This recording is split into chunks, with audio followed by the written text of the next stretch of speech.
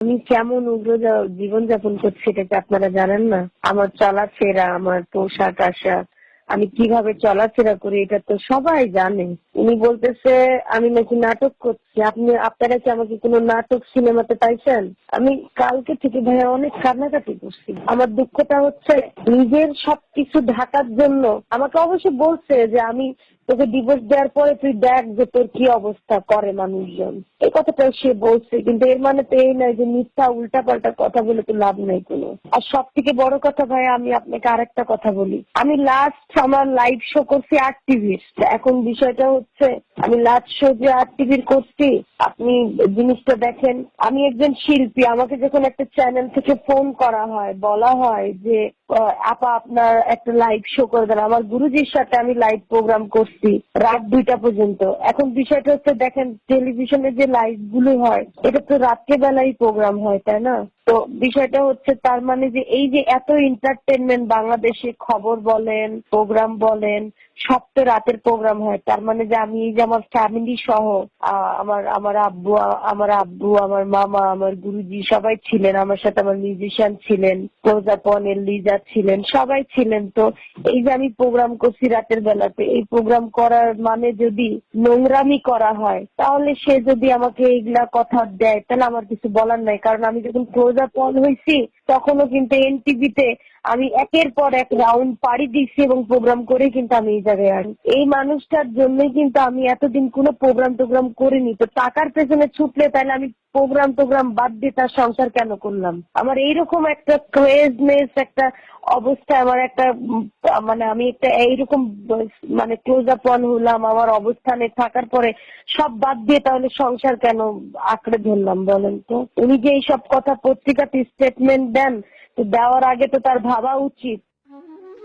সে আমাকে মেয়েটাকে দেখতে দিচ্ছিল না 3 মাস। তারপরে আমি অনেক কান্নাকাটি করছি এবং আমি বলছি যে এটা আমার অধিকার, তুমি যদি আমার এই অধিকার থেকে আমাকে করো তাহলে আমি একজন মা হিসাবে, আমি একটা মেয়ে হিসাবে না, আমি মা হিসাবে আমার মেয়ের জন্য লড়বো। আমার যেখানে যাওয়ার দরকার আমি যাব। আর তুমি আমার বাচ্চাটাকে নিয়ে এসে সোশ্যাল মিডিয়াতে আমাকে পচানোর জন্য সে নিউজ লিখছে যে আমি বাচ্চাকে ফালাইছি, আমি নাকি চলে গেছি আমার ক্যারিয়ারকে ভালোবেসে। নো, নেভার, দিস ইজ রং।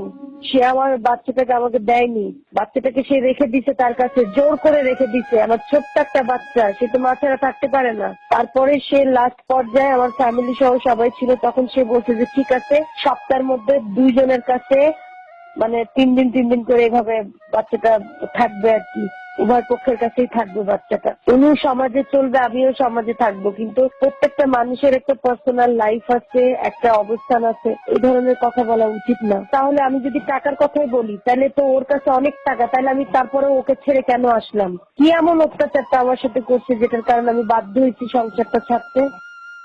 সেটা যে কোনো বিষয়ে, সে ড্রিঙ্কস করেও সেটাই করতো। আমি গানের সাথে থাকবো, আমি এলএলবি পড়ছি, আমার সন্তানটা আমার অবলম্বন, আমি ওর মুখের দিকে তাকিয়ে আমি আমি আমার কোনো বিয়ে শাদীর পরিকল্পনা কোনো কিছু নেই। আমি আমার আমার গান, আমার আমার সন্তান, আমার আমার বাবা মাও আমার কাছে আমার সন্তান। তো আমি সবাইকে নিয়ে এবং আমার যত দর্শক আছেন তাদের ভালোবাসায় আমি এগিয়ে যেতে চাই। সুসাইড করতে গিয়েছিলাম, কয়েকবার করতে গিয়েছি সমাজের ভয়ে, যে এই যে নিউজ গুলা হচ্ছে, আসলে সবারই তো একটা ব্যক্তিগত পার্সোনাল লাইফ আছে। আর আমি মিডিয়া বলে যে আমার চরিত্র বলতে কিছু থাকবে না বা আমি একটা ভালো মেয়ে, এটার তো কোনো কথা নয়। এটার কারণে, এগুলো না হওয়ার কারণে কিন্তু আমার এইসব পদক্ষেপ গুলো ছিল। এবং সে যে রং কাজটা করছে এটা একদম উচিত নয়। একটা কথাই বলবো ভাই, আমি ওকে অনেক ভালোবাসি, অনেক ভালোবাসি। আমি ওকে ছাড়া কিছু বুঝিনি। আমার পুরো পৃথিবীটা জুড়েই ওই লোকটা ছিল। সে আমার সাথে এরকম করবে আমি জানি না। আমার আল্লাহ হয়তো বা আমার আল্লাহর উপরে ভরসা রাখতেছে, আর কিছু বলার নেই। একটা বারো তার মনে হচ্ছে না যে আমার একটা ছোট্ট বউ, একটা ছোট্ট বাচ্চা, আমি আজকে পৃথিবীর সামনে তাদেরকে হাস্য করে রেখে দিচ্ছি। আমাদের ডিভোর্স আছে 1 সপ্তাহ হচ্ছে, আমি কোথাও বলিনি, কারণ তার সামনে নির্বাচন আছে, তার অনেক ক্ষতি হবে বলে তার ক্ষতিটার কথা চিন্তা করছি। নিজের কথা একবারও ভাবিনি। 20 লাখ টাকা দিয়ে কি ইজ্জত পাওয়া যায় ভাইয়া? সেও তার নিজ উদ্যোগে ডিভোর্স করছে এবং টাকা পয়সাটাও সে আমাকে বুঝাই দিছে যে টাকা দিয়ে দিলাম এবার ডিভোর্স করে, এরকম একটা ব্যাপার। লাস্ট পর্যন্ত ট্রাই করে গেছে আর বলছি যে শিবলি তুমি একবার শুধু বলো আমাকে ভালোবাসবে, আমার হাতে হাতটা রেখে অন্য সমস্ত কিছু খারাপ জিনিসগুলো ছেড়ে দিবা, আমার সাথে এরকমটা করিও না, তাহলে আমি সব ছেড়ে দিয়ে তোমার সঙ্গে থাকবো। সেই রক্ষাটা আমি করতে পারিনি ভাইয়া। সে বলছে যে না, সবকিছু ছাড়তে হবে এবং সেটাও বলছে যে সে যদি বিয়েও করে আমার নাকি সেটা আর কোনো মন্তব্য থাকবে না, বিয়ে করলে করবে, আমি নাকি তাকে কিছু বলতেও পারবো না। তাহলে এই কেমন জীবন? আমার কোনো অস্তিত্বের মূল্য থাকবে না। আমি দিনের পর দিন রাতের পর রাত তার জন্য অপেক্ষা করছি বাসায়, তাকে আমি কাছে পাইনি। সে আমার ভালোবাসার মানুষ, আমি তাকে কখনোই আমার কাছে পাওয়া সম্ভব ছিল না। সে আমাকে কখনোই সময় দেয়নি। দোহাই দিত রাজনীতিবিদদের কি আর কোনো বউ বাচ্চা নাই তাদের? 5 মাস ধরে বাবা মাকে নিয়ে একটা ভাড়া বাসায় আছি, ভাবছিলাম যে ও এসে আমাকে নিয়ে যাবে, এই আশা এবং এই উম্মিদ নিয়ে বসেছিলাম। কিন্তু সে এই 5 মাস আমার সাথে একবারও যোগাযোগ করেনি। তার লোক দিয়ে প্রতিবারই ফোন করে তার বলছে ডিভোর্স লেটার পাঠাই দে, নাহলে আমরা পাঠাই দিলাম। কখনো শুনি নাই যে সালমা প্লিজ চলে আসো, আমার ভুল হয়ে গেছে, আমি তোমাকে আর কোনোদিন মারবো না, কোনোদিন তোমাকে আঘাত করবো না। এই কথাটা শোনার অপেক্ষায় বসেছিলাম।